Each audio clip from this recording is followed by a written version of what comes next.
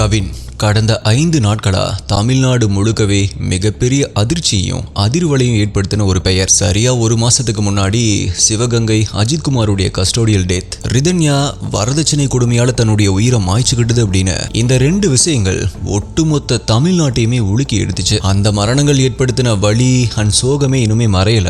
அந்த அதிர்ச்சியிலிருந்து மக்கள் வெளிவரதுக்கு முன்னாடியே இன்னொரு அதிர்ச்சியான செய்தி தமிழக ஊடகங்கள்ல தலைப்பு செய்தியா மாறி மக்களுடைய ரத்த அழுத்தத்தை அதிகரிக்க ஆரம்பிச்சிருக்கு. பட்ட பகல்ல நடந்த ஒரு படுகொலை, அதுவும் மக்கள் நடமாட்டம் அதிகமா இருக்கிற ஒரு இடத்துல, மக்கள் குடியிருப்பு பகுதியில சிசிடிவி கேமராக்கள் இருக்கிற இடத்துல ஒருத்தன் துணிஞ்சு கொலை பண்ணிருக்கான். கவின் அப்படிங்கிற இளைஞர் துடிக்க துடிக்க அறிவாளால வெட்டப்பட்டு கொடூரமா கொலை செய்யப்பட்டிருக்காரு. உடுமலைப்பேட்டை சங்கர், கண்ணையன் முருகேசன், கோகுல்ராஜ் இவங்க எல்லாம் என்ன காரணத்துக்காக கொலை செய்யப்பட்டாங்களோ அதே காரணத்துக்காக தான் கவினுமே கொலை செய்யப்பட்டிருக்காரு. எஸ், ஹானர் கில்லிங், ஆணவ படுகொலை அப்படிங்கிற பெயர்களை நடத்தப்படுற ஒரு கொலை. ஹானர் கில்லிங் அப்படின்னு சொல்றதே கேவலமான ஒரு விஷயம், அந்த கொலையை நியாயப்படுத்துற ஒரு விஷயம். ஆணவ படுகொலை அப்படின்னு சிம்பிளா சொல்லிட்டு கடந்துட முடியாது. பச்சையா பட்டவர்த்தனமா சொல்லணும் அப்படின்னா இது ஜாதிய படுகொலை, ஜாதி வெறியினால நடந்த ஒரு கோர சம்பவம். கவின் யாரு, கவினை கொலை பண்ணின ஆள் யாரு, அன்றைய நாள் என்னதான் நடந்துச்சு, ஏன் இந்த படுகொலை நடந்துச்சு, இந்த கொலைக்கு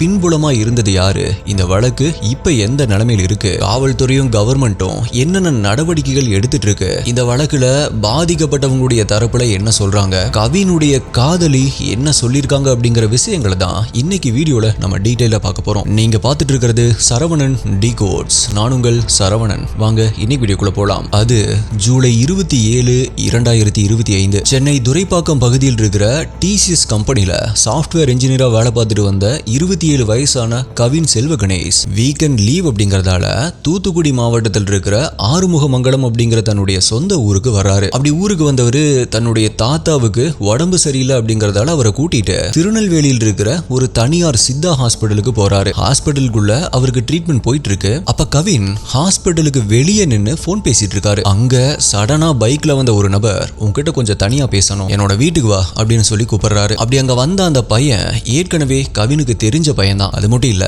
கவினும் அந்த பையனும் சந்திக்கும் போதெல்லாம் அவங்களுக்குள்ள கடுமையான ஒரு வாக்குவாதமும் ஏற்படும். இருந்தாலும் சரி, இன்னைக்கு எல்லாத்தையுமே பேசி தீர்த்தரலாம் அப்படிங்கிற நம்பிக்கையில கவினும் யதார்த்தமா அவங்க கூட பைக்ல ஏறி போக ஆரம்பிக்கிறாரு. கொஞ்சம் தூரம் போனதுமே பைக் அந்த பையனுடைய வீட்டுக்கு முன்னாடி போய் நிக்குது. அந்த வீடு பூட்டப்பட்டிருந்துச்சு. சோ 2 பேருமே வெளியிலேயே நின்று பேச ஆரம்பிக்கிறாங்க. சாதாரணமா ஆரம்பிச்ச பேச்சு வழக்கம் போல வாக்குவாதமா மாறுது. அந்த ஆக்ரோஷமான வாக்குவாதம் கடைசியில கொலையில போய் முடியுது. கொன்னது அந்த பையன், கொலை செய்யப்பட்டது அவனை நம்பி கூட போன கவின். கொலை செஞ்ச கையோட அவன் போய் பக்கத்துல இருக்கிற போலீஸ் ஸ்டேஷன்ல சரண்டர் ஆகுறான். போலீஸுடைய விசாரணை இனிமே போயிட்டு இருக்கு. சோ அந்த டீடைல்ஸ்குள்ள போறதுக்கு முன்னாடி கொல்லப்பட்ட கவின் அண்ட் அவரை கொலை செஞ்ச பையன், இவங்க 2 பேருடைய டீடைல்ஸை பத்தி ஃபர்ஸ்ட் பாத்திரலாம். தூத்துக்குடி மாவட்டம் ஆறுமுகமங்கலம் அப்படிங்கிற ஊர்ல பிறந்து வளர்ந்தவர் தான் கவின் செல்வ கணேஷ். நல்ல வசதியான குடும்பம். அவருடைய தாத்தா கிட்டத்தட்ட 30 வருஷங்கள் பஞ்சாயத்து தலைவரா இருந்தவர். நிறைய ப்ராப்பர்ட்டிஸ், விவசாய நிலங்களும் இருக்கு. அப்பா சந்திரசேகர் ஒரு விவசாயி, அம்மா செல்வி கவர்மெண்ட் ஸ்கூல்ல தமிழ் ஆசிரியா ஒர்க் பண்ணிட்டு இருக்காங்க. சோ வசதி செல்வாக்குள்ள நல்ல படிப்பறிவுள்ள ஒரு குடும்பம் தான். நல்ல படிப்பு அப்படின்னா சும்மா இல்ல, 10th 500க்கு 490 மார்க்ஸ் எடுத்த கவின் யூனிவர்சிட்டியில கோல்டு மெடலிஸ்டாவும் இருந்திருக்காரு. இப்படி படிப்புல பட்டைய கிளப்பிட்டு இருந்த கவினுக்கு சென்னையில டிசிஎஸ் கம்பெனில ஜாபும் 6 டிஜிட்ல சேலரியும் கிடைச்சிருக்கு. அப்புறம் என்ன, நல்ல குடும்பம், அதுவும் வெல் செட்டில்டான ஒரு குடும்பம், கை நிறைய சம்பளத்தோட வேலை. அடுத்தது கல்யாணம் தானே. சோ பொண்ணு பார்க்கணும், கல்யாணம் பண்ணணும், ரெண்டுமே ரொம்பவே அலைச்சலான ஒரு வேலை தான். ஆனா கவின் இந்த விஷயத்துல பேரண்ட்ஸ் உடைய வேலையை பாதியா குறைச்சிருந்தாரு. அது பொண்ணு பார்க்கிற வேலை தான். எஸ், +1 படிக்கிற காலத்திலிருந்தே தான் கூட படிக்கிற சுபாசினி அப்படிங்கிற பொண்ணை லவ் பண்ணிட்டு இருந்திருக்காரு. அப்கோர்ஸ் சுபாசினியும் கவினை லவ் பண்ணிட்டு தான் இருந்தாங்க. தூத்துக்குடியில ஸ்கூல் படிப்பை முடிச்ச 2 பேருமே வெவ்வேறு மேஜர் சப்ஜெக்ட்ஸை சூஸ் பண்ணி வேற வேற காலேஜ்ல தங்களுடைய படிப்பை கன்டினியூ பண்ண ஆரம்பிக்கிறாங்க. கூடவே அவங்களுடைய காதலையும். கவின் நான் ஆல்ரெடி சொன்ன மாதிரி காலேஜ் முடிச்சுட்டு சென்னை டிசிஎஸ்ல ஒர்க் பண்ண ஆரம்பிக்கிறாரு. சுபாஷினி சித்தா மெடிசன் படிச்சுட்டு திருநெல்வேலி கேடிசி நகர்ல இருக்கிற ஒரு பிரைவேட் ஹாஸ்பிட்டல்ல டாக்டரா ஒர்க் பண்ண ஆரம்பிக்கிறாங்க. இவங்களுடைய காதல் செல்போன் மூலமா கன்டினியூ ஆயிட்டு இருக்கு. அப்பப்ப ஊருக்கு வரும்போதும் நேர்ல சந்திச்சோம் அவங்களுடைய காதலை வளர்த்துட்டு வந்தாங்க. ஆனா எதிர்ப்பில்லாத காதல் எங்க தான் இருக்கு. சோ அந்த எதிர்ப்பு சுபாஷினியுடைய ஃபேமிலியில இருந்து வர ஆரம்பிக்குது. சுபாஷினியோட 24 வயசு தம்பி சுர்ஜித் இந்த காதலை கடுமையா எதிர்க்க ஆரம்பிக்கிறாரு. அவரும் நல்லா படிச்சவர் தான். பிகாம் முடிச்ச சுர்ஜித் டிஸ்ட்ரிக்ட் அண்ட் ஸ்டேட் லெவல்ல பல கோப்பைகளை வாங்கி குவிச்சவர். இவங்களுடைய ஃபேமிலியும் வெல் எஜுகேட்டட் ஃபேமிலி தான். பேரண்ட்ஸான சரவணன் மற்றும் கிருஷ்ணவேணி இவங்க 2 பேருமே போலீஸ் டிபார்ட்மெண்ட்ல சப் இன்ஸ்பெக்டரா ஒர்க் பண்ணிட்டு இருக்காங்க. இவங்க சைட்ல இருந்து காதலுக்கு எதிர்ப்பு வந்தாலுமே காதலர்கள் 2 பேருமே தங்களுடைய காதல்ல உறுதியா இருந்திருக்காங்க. இந்த சூழ்நிலையில தான் நான் ஏற்கனவே சொன்ன விஷயங்கள் நடக்க ஆரம்பிக்குது. தன்னுடைய காதலி வேலை பார்க்குற அந்த ஹாஸ்பிட்டலுக்கு தன்னுடைய தாத்தாவை ட்ரீட்மெண்ட்காக கூட்டிட்டு வந்த கவின் அங்க வெளியே நின்று போன் பேசிட்டு இருந்திருக்காரு. அப்பதான் அங்க வந்த சுர்ஜித் கல்யாண விஷயமா பேசணும் அப்படின்னு சொல்லி கவினை பைக்ல ஏற சொல்லி தன்னுடைய வீட்டுக்கு கூட்டிட்டு போயிருக்கான். ஆனா அங்க போய் பார்க்கும் பொழுது வீடு பூட்டி இருந்திருக்கு.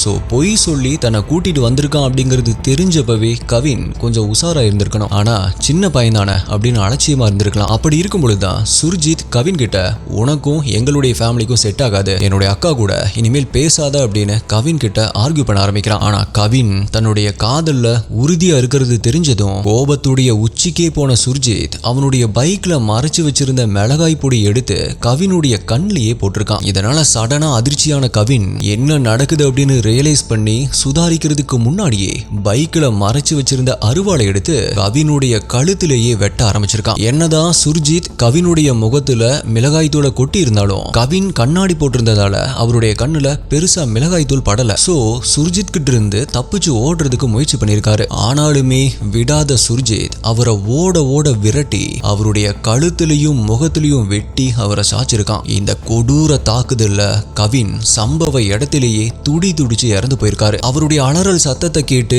அக்கம் பக்கத்துல இருந்தவங்க ஓடி வர ஆரம்பிக்கிறாங்க.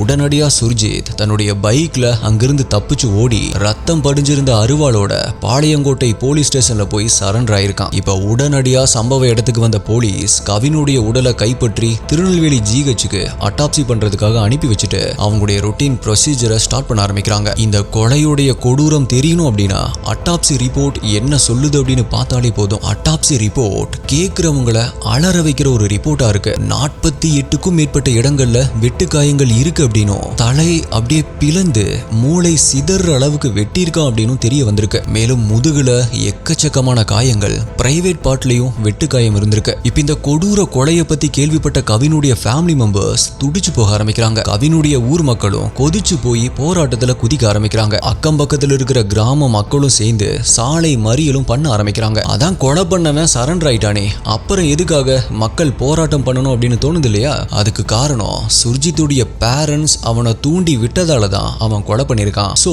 அவனுடைய பேரண்ட்ஸையும் கைது பண்ணணும் அப்படின்னு சொல்லி தான் போராட்டம் பண்ண ஆரம்பிச்சிருக்காங்க. அப்படி அவங்கள கைது பண்ணாத வரைக்கும் இறந்து போன கவினுடைய உடலை நாங்க வாங்க மாட்டோம் அப்படின்னு சொல்லி போராட்டத்துல இறங்கியிருக்காங்க. லாஸ்டா ஜூலை 31 நைட்டு இந்த வீடியோவை பதிவு பண்ணிட்டு இருக்கிற இந்த நேரம் வரைக்கும் கவினுடைய பேரண்ட்ஸ் அவருடைய உடலை இன்னுமே வாங்கல. சுர்ஜித்துடைய பேரண்ட்ஸ் போலீஸ் ஆபீசர்ஸா இருக்கிறதால இந்த வழக்குடைய விசாரணை ஒழுங்கா நடக்கும் அப்படிங்கிற நம்பிக்கை எங்களுக்கு இல்ல. அதனால கேஸ சிபிஐக்கு மாத்தணும் அப்படிங்கிறது அவங்களுடைய கோரிக்கையா இருக்கு. சிஎம் இந்த வழக்க சிபிசிஐடி விசாரணைக்கு மாத்தி உத்தரவு போட்டிருக்காரு. சரண்டரான சுர்ஜித் மேல ஈஸியா வெளியே வர முடியாதபடி குண்டாஸ் ஆக்டும் இப்ப போடப்பட்டிருக்கு. அரசு அதிகாரிகள் 6 லட்சம் ரூபாய் நஷ்ட ஈடு கொடுக்க முன்வந்துமே கவினுடைய பேரண்ட்ஸ் எங்களுக்கு நிதி வேண்டாம், நீதி தான் வேணும் அப்படின்னு உறுதியா இருக்காங்க. மக்களுடைய போராட்டம் மற்றும் அழுத்தம் காரணமா இப்ப சுர்ஜித்துடைய அப்பாவும் கைது செய்யப்பட்டிருக்காரு. ஆனாலுமே மக்களுடைய போராட்டம் இன்னுமே ஓயல. சுர்ஜித்துடைய அம்மாவையும் கைது பண்ணணும் அப்படிங்கறதா அவங்களுடைய கோரிக்கையா இருக்கு. அவங்க கிட்டையும் கவினுடைய காதலி சுபாஷினி கிட்டையும் விசாரணை தொடர்ந்து நடந்துட்டு இருக்கு. இந்த கொலைக்கான காரணம் உங்க எல்லாருக்குமே ஏற்கனவே தெரிஞ்சிருக்கும்னு நினைக்கிறேன். கவின் வேற ஜாதி, சுபாஷினி வேற ஜாதி. கவின் படிப்புல, பணத்துல, செல்வாக்குல சுபாஷினுடைய ஃபேமிலியை விட ரொம்பவே டாப்ல தான் இருந்திருக்காரு. ஆளு ஹேண்ட்ஸமான ஆளு தான். எல்லாமே இருந்தும் சுபாஷினியுடைய ஃபேமிலியில இவங்களுடைய காதலை எதிர்த்ததுக்கு ஒரே ஒரு காரணம் ஜாதி. அதாவது சுபாஷினியுடைய ஃபேமிலி உயர்ந்த ஜாதியா, கவினுடைய ஃபேமிலி தாழ்ந்த ஜாதியா. ஆனா இந்த நேரத்துல சுபாஷினியும் ஒரு வீடியோவை ரிலீஸ் பண்ணி நானும் கவினும் உண்மையாதான் காதலிச்சோம். மே மாசம் 30ஆம் தேதி சுர்ஜித் கவின் கிட்ட பேசினா. அவங்க என்ன பேசுனாங்க அப்படிங்கிற முழு விபரம் எனக்கு தெரியாது. ஆனா எங்க வீட்டுக்கு வந்து பொண்ணு கேளுங்க, அக்காவுக்கு கல்யாணம் ஆனாதான் எனக்கு ரூட் கிளியர் ஆகும் அப்படின்னு கவின் கிட்ட சொல்லியிருக்கான். ஆனா அவங்களுக்குள்ள நடந்த முழு விபரமும் எனக்கு தெரியாது. இந்த கொலைக்கும் என்னுடைய பேரண்ட்ஸ்க்கும் எந்த சம்மந்தமுமே இல்ல. அவங்களுக்கு எங்களுடைய காதல் விவகாரம் கூட தெரியாது. ஆனா சுர்ஜித் தான் அப்பா கிட்ட சொல்லிட்டான். அப்பா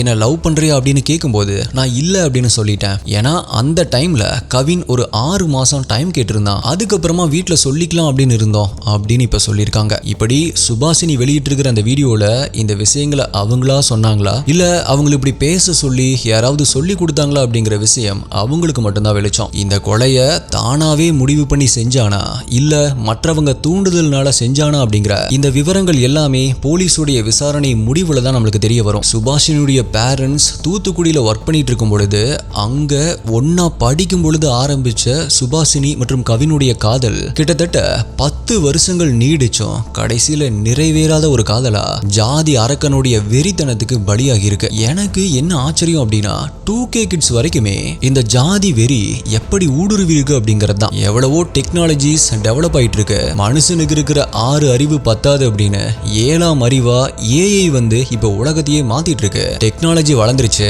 எல்லாமே மாறிடும் அப்படின்னு நினைச்சிட்டு இருக்கும்போது அந்த டெக்னாலஜியும் எங்களுடைய வெறிய வளர்க்க தான் பயன்படுத்தும் அப்படின்னு சொல்ற மாதிரி ஃபேஸ்புக், இன்ஸ்டாகிராம் அப்படின்னு இது எல்லாத்துலயுமே பேஜஸ் ஆரம்பிச்சு ஜாதி வெறிய தூவிட்டு இருக்காங்க. இப்ப கொலை பண்ண சுர்ஜித்துடைய இன்ஸ்டா ஸ்டோரிஸ் போட்டோஸை பார்த்தாலே உங்களுக்கு நல்லாவே தெரியும் அவன் எந்த அளவுக்கு ரவுடிசம்ல ஊறி போய் இருந்திருக்கான் அப்படிங்கறதும். பட்டா கத்தி அருவாள் அப்படின்னு வச்சுக்கிட்டு இன்ஸ்டால போஸ்ட் கொடுத்துட்டு இருந்திருக்கான். அது மட்டும் இல்ல ஒரு போஸ்ட்ல அருவாளோட விரைவில் அப்படின்னு ஒரு போஸ்ட் போட்டிருக்கான் அப்படின்னு சொல்லப்படுது. நார்மலா இந்த மாதிரி போஸ்ட் போடுற ஆட்களை போலீஸ் தேடி தேடி தூக்கும். ஆனா இவன் போலீஸுடைய பையன் அப்படிங்கறதால இவன் மேல எதுவும் ஆக்ஷன் எடுக்காம விட்டுட்டாங்க போல. இன்னும் ஜாதி வெறிக்கு எத்தனை பேர் பலியாவாங்க அப்படின்னு தெரியல. இந்த கொடுமைகள் எப்ப முடிவுக்கு வரும் அப்படின்னு புரியல. ஆக்சுவலா இதுல கவின் மேல என்ன தப்பு இருக்கு?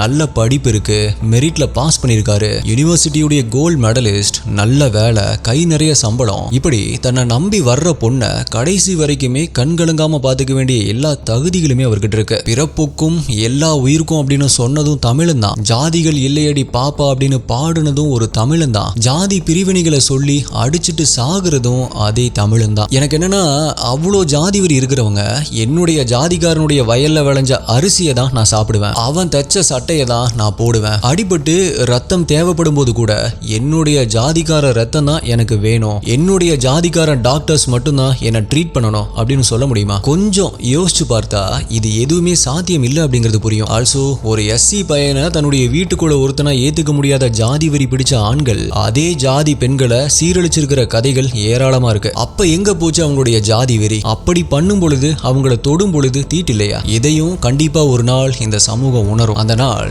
விரைவில் வரும் அப்படின்னு நம்புவோம். ஆல்சோ இந்த கவினுடைய கொலை வழக்குல பாளையங்கோட்டை இன்ஸ்பெக்டர் மேலேயுமே குற்றச்சாட்டுகள் வர ஆரம்பிச்சிருக்கு. அவரு கவினை கூப்பிட்டு மிரட்டினதாகவும் காதலை கைவிட சொன்னதாகவும் ஒரு தகவல் உலாவிட்டு இருக்கு. அதே நபர்கிட்ட தான் சுர்ஜித் போய் சரண்டர் ஆயிருக்கான். அது மட்டும் இல்ல அவங்க 2 பேருமே ஒரே சமூகத்தை சேர்ந்தவங்க அப்படின்னு சொல்லப்படுது. ஆல்சோ கவினுடைய காதலி சொல்லும் பொழுது நான் கவினை 28ஆம் தேதி ஈவினிங் தான் வர சொன்னேன், ஆனா அவன் ஏன் 27ஆம் தேதி வந்தான் அப்படின்னு எனக்கு தெரியல, அவன் வந்ததுக்கு அப்புறமா தான் அவன் வந்திருக்கான் அப்படிங்கிறது எனக்கே தெரியும் அப்படின்னு சொல்லியிருக்காங்க. அது மட்டும் இல்ல நான் கவினுடைய அம்மா மற்றும் மாமா கிட்ட தான் பேசிட்டு இருந்தேன், கவின் கூட நான் பேசல, லேட்டா தான் கவின் எங்க அப்படின்னு பார்த்தேன் அப்படின்னு சொல்லியிருக்காங்க. இதுவுமே ஒரு பெரிய சந்தேகத்தை எழுப்பியிருக்கு. கவின் ஒரு நாள் முன்னாடி தானாவே வந்தாரா இல்ல வேற யாராவது வர சொல்லியிருந்தாங்களா? அவர் இறந்து ரத்த வெள்ளத்துல கிடந்தப்ப அவருக்கு தொடர்ச்சியான போன் கால்ஸ் வந்துட்டே இருந்ததா அங்க வேடிக்கை பார்த்துட்டு இருந்த மக்கள் சொல்லியிருக்காங்க. அப்போ அவருக்கு கால் பண்ணது யாரு? இந்த சதி வேலையை பத்தி தெரிஞ்சு சுபாஷினியோ இல்ல வேற யாரோ அவருக்கு எச்சரிக்கை பண்றதுக்காக கால் பண்ணிருப்பாங்களா? சோ இது எல்லாமே முக்கியமா விசாரிக்கப்பட வேண்டிய ஒரு விஷயம். விசாரணை இன்னும் போயிட்டு தான் இருக்கு. விசாரணையுடைய முடிவுல தான் எல்லாமே தெரிய வரும். சோ இதுதான் இதுவரைக்குமே இந்த கேஸ்ல வந்திருக்கிற updates. So my dear STI HD investigators, நீங்க இந்த கேஸை பத்தி என்ன நினைக்கிறீங்க? உங்களுடைய கருத்துக்களை மறக்காம கீழே கமெண்ட்ல சொல்லுங்க. வேற ஒரு வீடியோல உங்களை மீட் பண்றேன். நன்றி, பாய்.